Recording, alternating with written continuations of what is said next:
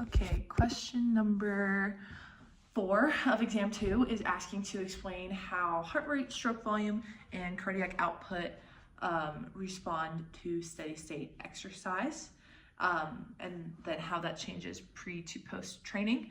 So before we begin, just so we're all on the same page, steady state exercise is when you exercise at the same intensity for the entire duration of the exercise. You're not going faster as time goes on, it's the same the whole time. And for this video, the red marker is going to be pre-training and the blue one is going to be post-training. So let's start with stroke volume. Stroke volume is the amount of blood that is being ejected from your heart per beat. So it's different than beats per minute in cardiac output. It's how much per contraction. And pre-training, you're gonna have a little bit of a lower stroke volume. So let's say you start, it's gonna be around like 60 milliliters per beat. And then it takes about 3 minutes for your heart to warm up. And then you're gonna come all the way up to about 120, and then you'll plateau off.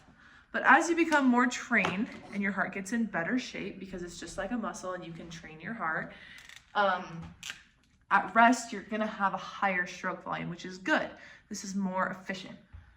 And you're also gonna be able to get up to a higher stroke volume at whatever intensity you're at. So where this is plateauing, this is how much is needed to execute the intensity of exercise you're doing. But having a higher stroke volume post-train is really good because it allows your heart to be more efficient. It allows your heart to pump out more blood without having to actually increase the heart rate. But as you're about to see, heart rate is still going to increase, but this is really good when your heart is trained. With heart rate, when you are untrained, your heart is untrained, you're going to have a higher resting heart rate than you would if you were trained. So let's say pre-training, your heart rate is 60 beats per minute. And then again, it's gonna take about 3 minutes to warm up to whatever exercise you're doing. And then you're gonna plateau around like the 150-ish. Now, if you are trained, post-training, you're gonna have a lower beats per minute and you're also not gonna have to get as high. So this is really good. It's inversely related with stroke volume because if your heart doesn't have to beat as fast, if it has to do less contractions per minute, that's good. That's more efficient. And it also means that we're pumping out more blood per contraction. So these two are very related.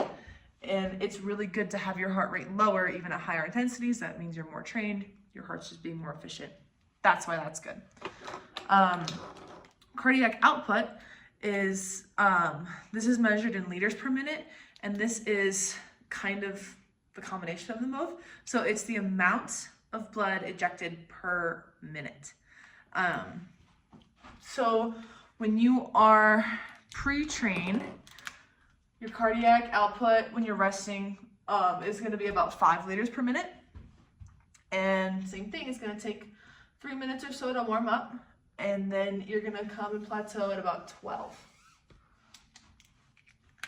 When you are trained, so post-trained, your resting is still going to be about 5, but you're going to be able to get all the way up to 15 liters per minute.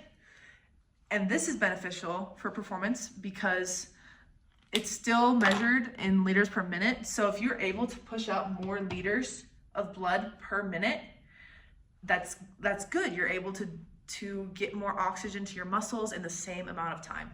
All of these, the reason why the post-train line is more efficient, is better, is because it's more efficient, if that makes sense.